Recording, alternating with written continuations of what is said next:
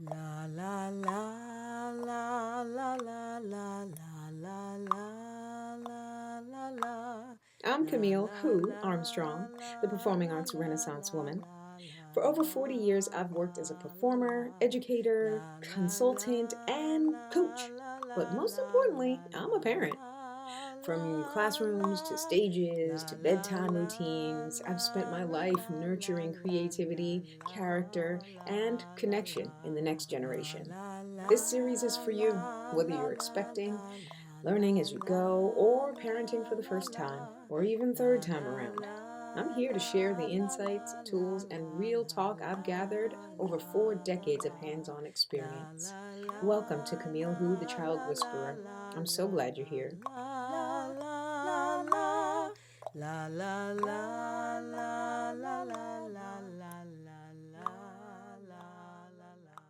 Camille Armstrong here. Today we're going to talk about a little bit more delving into early speech training. I would like to touch on the subject of narration with the focus on helping a child be able to pick up language, learn language, speak the language. You're teaching your child or teaching your baby, teaching your toddler language, words that eventually, when they get to the point of speaking on their own, they're going to need words in their arsenal um, to express themselves. There's like a time where between the words are happening and then sentences. And there's that time in between where they know how to say words, but they don't quite know how to string the words together. So they don't know to really express themselves fully. And then they're just trying to tell you this one word. And you're like, wait, what? I wish I knew what you were talking about. And they're usually just like, ah, would you just get it already? So there's that awkward time and it happens, but this will really help, especially in that time. It seems like forever, but it really is not. It's like a matter of a couple of months while you're really trying to figure out and learn your child's language, because even regular words that the regular words that they are learning are not going to always be clear. So you have to hear them every day, attune yourself to what their sounds for words are. Then eventually they're able to string the words together and make sentences. Or they start to do 2-word sentences and then 3-word sentences. But there's that little gap of time that happens where you're just like, I wish I knew what you meant. I could help you, but I don't know what you mean. Trust me, you're not alone. Everyone goes through it with their little ones. And it's a joyful time when children start saying words, but then there's that moment of like, oh, oh gosh, what are you telling me? You get so frustrated. When a baby's an infant, you narrate all the things that you're doing. Okay, mommy's going to do this, daddy's going to do this, I'm going to pick you up, I'm going to grab you, we're going to look in the fridge, let's look in the fridge. I've mentioned things like going up the stairs, going down the stairs, saying hi car, bye car, those kinds of things. But now you're actually putting these things in sentences. Oh, let me go in the fridge and get a bottle, or let me get a glass of water, I'm getting water, pour the water in, and drinking, things like that. So this is really you just narrating the things that you're doing while your child is listening to you and your child is watching you. Eventually they can learn your commands. When before they can even talk, they'll be able to know your language. You'll be able to say, all right, go get the bottle. You'll be able to say, give me the toy. You'll be able to say, throw this in the garbage, and they'll know what these things are because you've already been saying these things to them. When do you do narration? Like really all the time. When they're infants to age to say like to sitting and crawling. You really are just talking about the things that you're doing. They are also developing a relationship with your voice, a relationship with how you speak, You're tuning their ear, putting this in the garbage, going to do this, picking up the toy, putting it down, things like that. It seems so boring, but it really is a benefit to your child. And then when they get to the point of sitting up and crawling, now you can narrate the things that they are doing. When your child is doing something, it is easier to teach them words for things because they have a direct correlation to it. They have a direct physical correlation to the word. You ever see when some parents go, "Can you say?" And parents do this all the time. They try to. Um, it's almost like showing off for their friends and having their child say a word or say a sentence, a phrase or something in front of their friends, and then their child just looks at them blank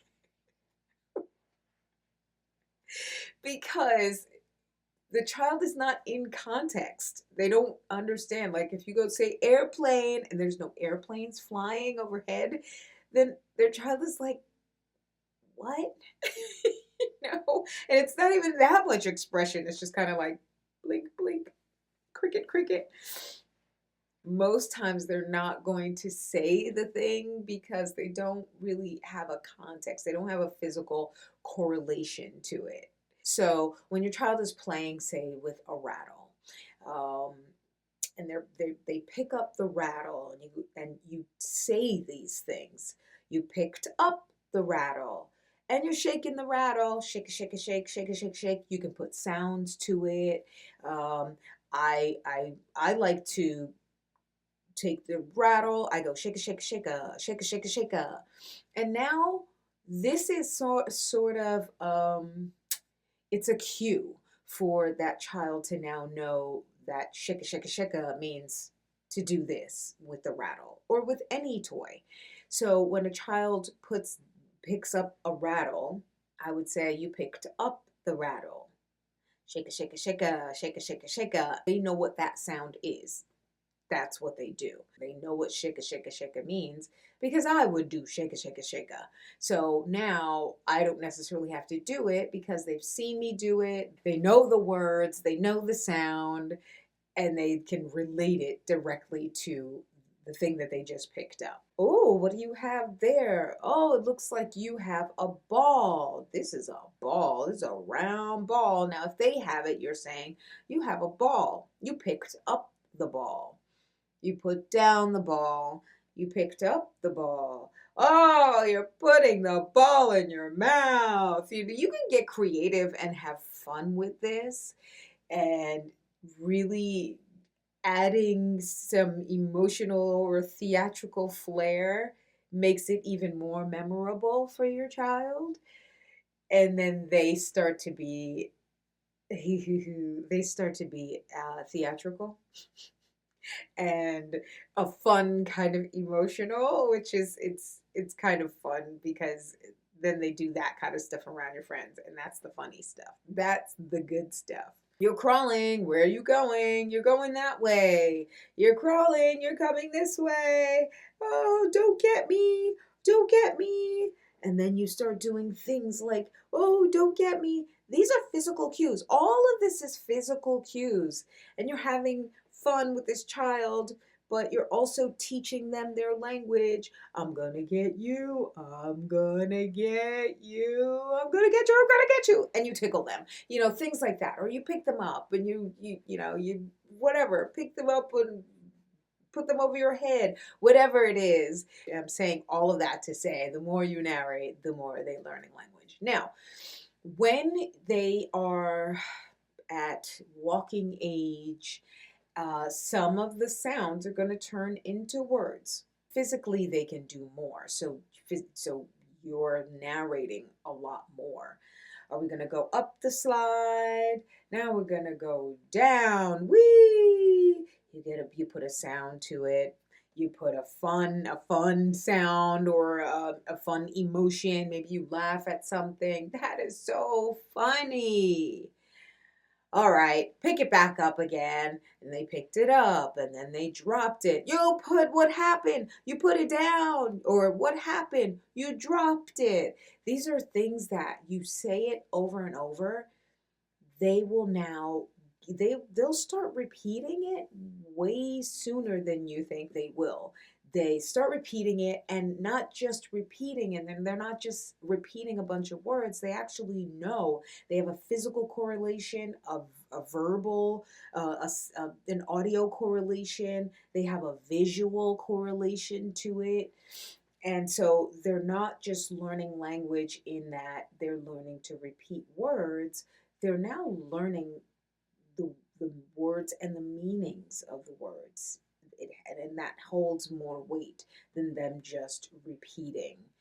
I'm going to share just a little something from another arena, whereas, with the concept that when you take a law from one arena, it has to be true in any arena. This is one of the principles that I use when I'm teaching my students, my theater students, how to read a script. It's one thing to get the script and memorize it and then recite it.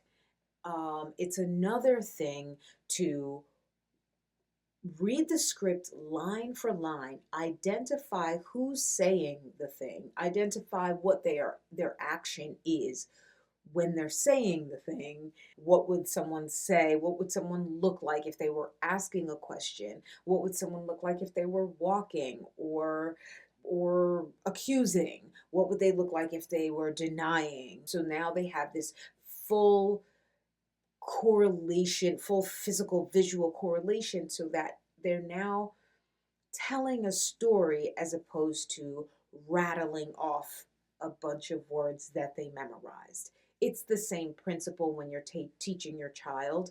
When you're teaching your child words, make sure there is a physical correlation.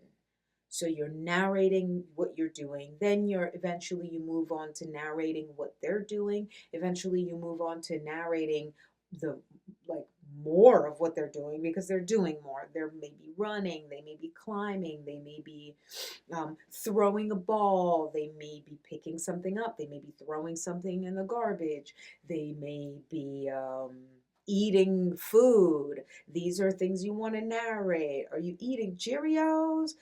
Are you eating food? You're eating food now. Or go drink that bottle. Okay. I do things like, ooh, excuse me. Or I say, whoa, did that come out of your body? They already just have synthesized that concept, like, oh, you drink something. After you drink, you might burp. After you burp, after you drink something, you usually go, or you might burp after you drink something. These are things that they're gathering that kind of information as now understanding. They're synthesizing the information as well as learning the language of what they're doing. What I suggest is that you keep it simple and keep it consistent. Here's a good example for keeping things consistent. When you are teaching them open, close, like say they're opening a door and closing the door, because when they figure that one out, it's going to be open, close, open, close, open, close, open, close, open, close. It's just a lot of things that they're doing. You have to remember they are discovering these things for the very first time. So for us, it's boring. For us, it's mundane. But for them, it's like, what? What? They have control over opening something and closing something. They can do it. They do it in their own power. It's amazing to them. It's all brand new. Get into that mind of your child and make it be new for yourself as well, right? This will help. This will help you not get so bored. So you have open, close, open, close. Use those words every time. So instead of open, close, and then tomorrow you say open, shut, choose the one you're going to use and use it, right? And then they'll eventually start using it. When they get a little bit older, 3 years old, 4 years old, they'll realize that some people say closed, some people say shut. So whatever your word is, just say that one word and don't change it up.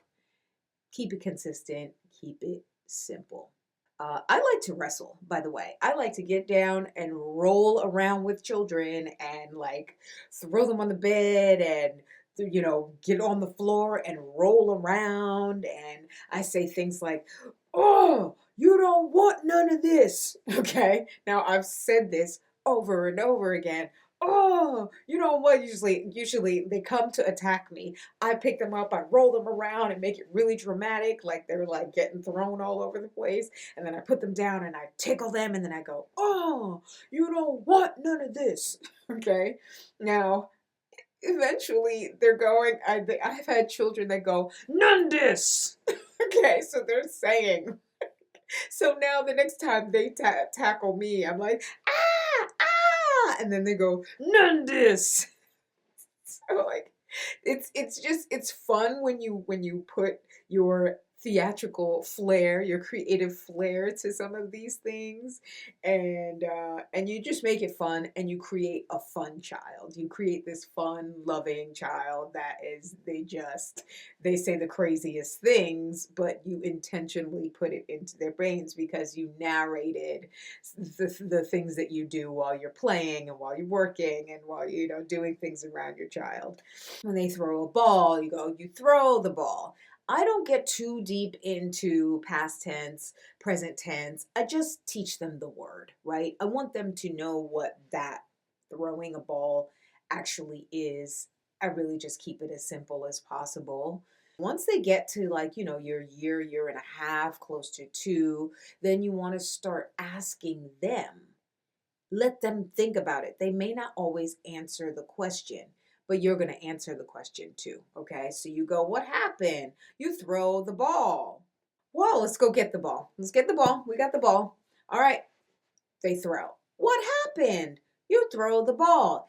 Eventually, when you ask them what happened, they know to they know to tell you what they just did. So it could be throw the ball, it could be I throw it in the garbage, it could be they picked it up, it could be I drive the car, it could be I say hi to mama, it could be anything, but the idea is that you are explaining, you're asking the question, so it's that prompt, but then you're also teaching them how to answer the question and what to answer the question with. "What happened?" "I fall down." "What happened?" "I dropped it." "What happened?" And repeat it, okay? You pick it up, you dropped it. "Oh, what happened?" "I dropped it." Pick it up, put it down. "What happened?" "I dropped it." You say these things over and over again, and they will start understanding before they even know that they understand. They start explaining before they know they're explaining. They start stringing words together for sentences to express themselves because they understand the words that they're saying. They're not just repeating a bunch of words that they're saying. If you're swinging, I do like us. Ready, set, go. Push, push, push, whoa. Push, you are up, up, up high. Push, you are up, up, up high. Repeat, repeat, repeat. Eventually I go push, and then the next thing you know, I'm hearing up, up high. Exactly, right? So these are the things you want to, you just repeat, repeat, narrate, repeat, and make sure you enunciate as well. The clearer you speak, the clearer your child will speak. You are setting a standard of clear communication. You're setting a standard of understanding and not just repeating. Trust me, when your child goes to school, they're going to get their fair share of, here, learn all of this information. Now repeat it back to me. Now forget about it. We're going to learn some new information. Now repeat it back to me. That's really the school system. Okay. It doesn't necessarily make sure or ensure that your child is going to understand and really synthesize the information that they were given. You want to set your child up to understanding their words, understanding what they're saying, being thoughtful and mindful and intentional with their words and with the things that they're doing, teaching them to take something in and really take it in, not just take it at face value, but really try to understand it. That is it. You know who I am. And I am out of here. Thank you so much for watching this episode of Camille Who, the Child Whisperer. A heartfelt thank you to the generous supporters of the Books and Beyond campaign. This series wouldn't be possible without you.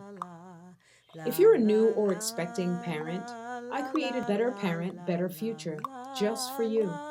I empower first-time parents to embrace a positive mindset and navigate those early parenting years with confidence and joy. Click the link in the description to learn more or to find out how we can work together. Until next time, keep showing up, keep growing, and keep leading with love.